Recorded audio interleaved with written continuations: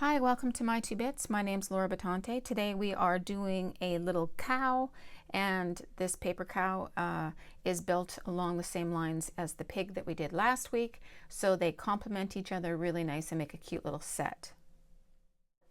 So before we get started, I just want to take a second and ask you to please give the video a like and subscribe to my channel so that I can keep producing these videos and bringing all of this stuff to you guys for free. So thanks very much for that. All right, so we need to download the template. That's available right there in the video notes. It's 2 pages. The first page is the cow.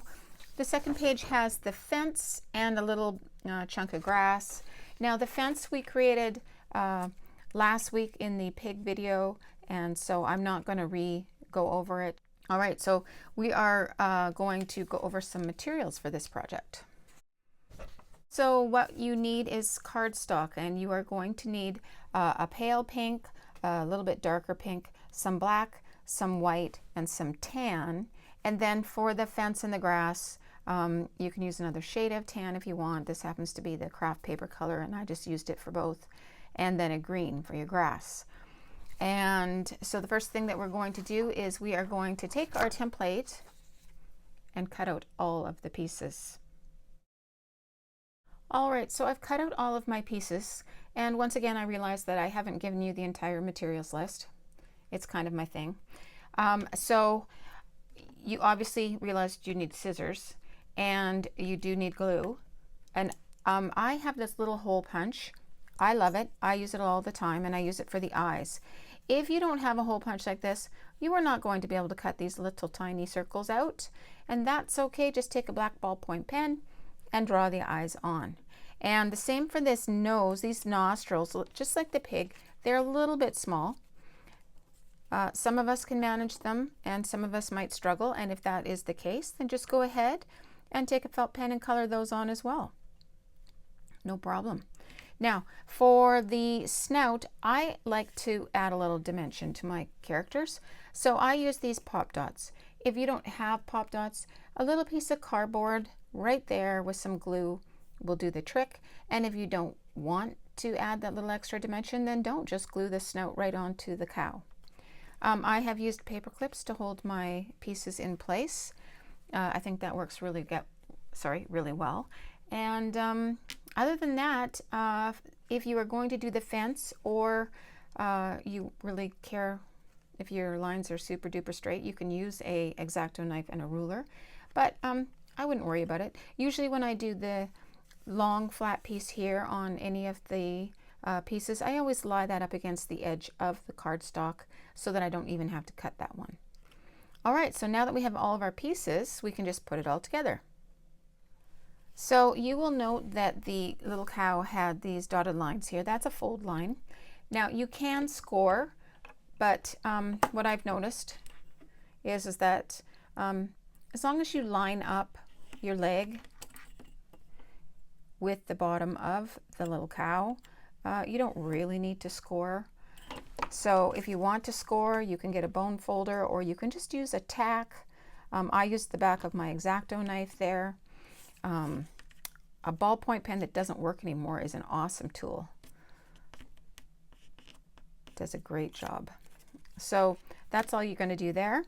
Now, when I cut out my hooves, I went, as I did on the pig, so if you've made the pig, you know, I went just a little bit outside, here's the template, a little bit outside the edge. That's because I cut this one pretty much on the edge, and I don't want the white showing through.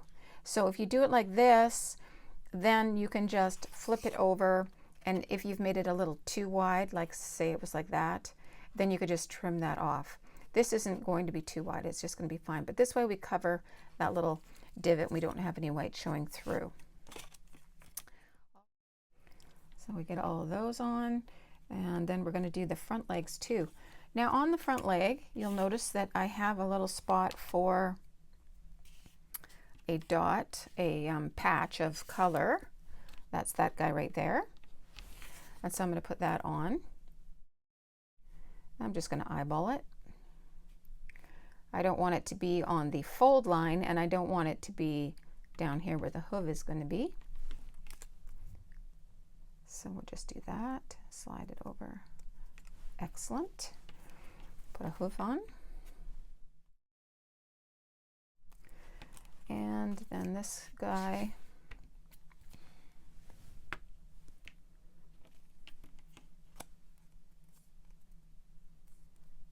okay, now these have a little bend up at the top. You can see the fold line there. You can score it if you want. I find this is so small, it's not an issue. Up to you.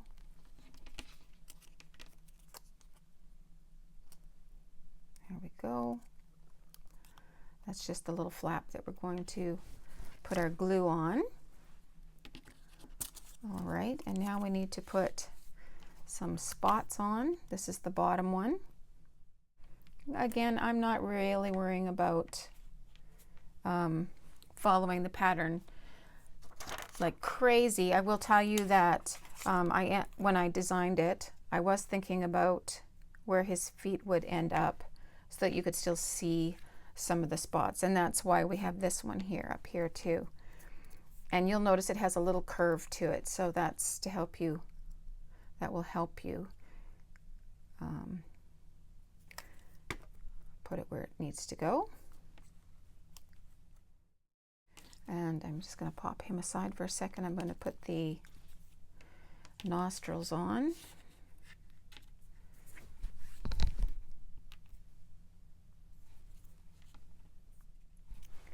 And this is the kind of thing where you can totally make this character your own. You could have given him a bigger nostril and a smaller nostril. That's one of the things I love about doing crafts with kids is, you know, they don't really feel too committed to the actual design. They'll go ahead and make it their own. And I think that's fun, and that's what makes it so original. So that's what we're going to do there. And then I am actually going to put his snout on. That helps me with eye placement. And I'm not worrying about using a circle here. We're just going to cut a little wedge. I don't like to waste any of it. And all we need to do is remember that we have eyes that have to go on. And also he has a cute little piece of hair that goes there. This is his hair right here.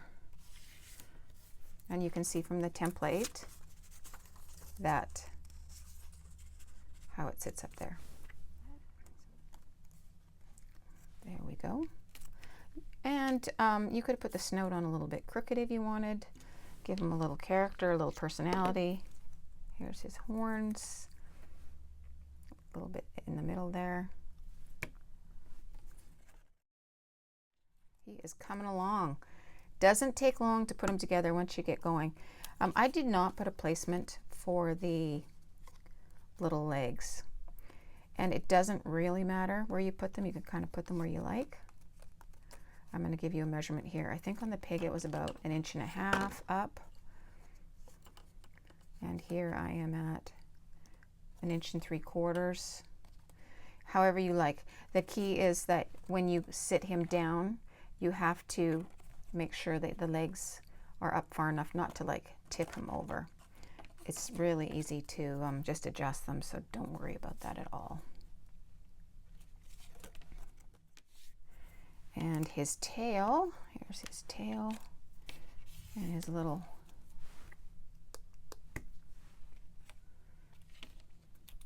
part that goes on there.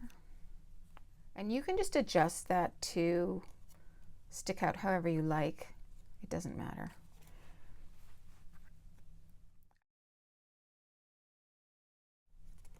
That way it's not attached to his leg or anything.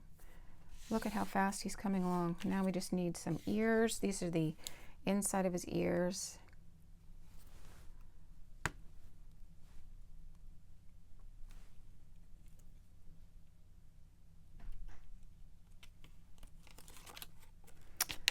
And here's his other one.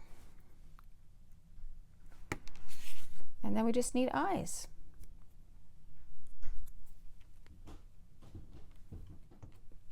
All right, so I put his eyes on, and like I said, if you don't have the little hole punch, just draw those on. And that's all there was left to do. I gave his ears just a little bit of a bend, and there you go. And like I said, if you have your arms just a little too straight, it will tip him over. You just bend them up, and then once he's sitting, down they go again. Here's the pig that we did last week. They look super cute together. This is the grass, so you're just going to cut out the green shape, and this is the little strip, and then I just kind of bent it to give it a little interest. And here's the fence that we made last week with the pig, and again, the template is in this video, but it is also in last week's video, as well as how I made it. So there you go. That's the whole bunch. I hope you enjoyed today's video. Thanks for joining me today. If you can, subscribe to the channel and give it a like. Thanks very much.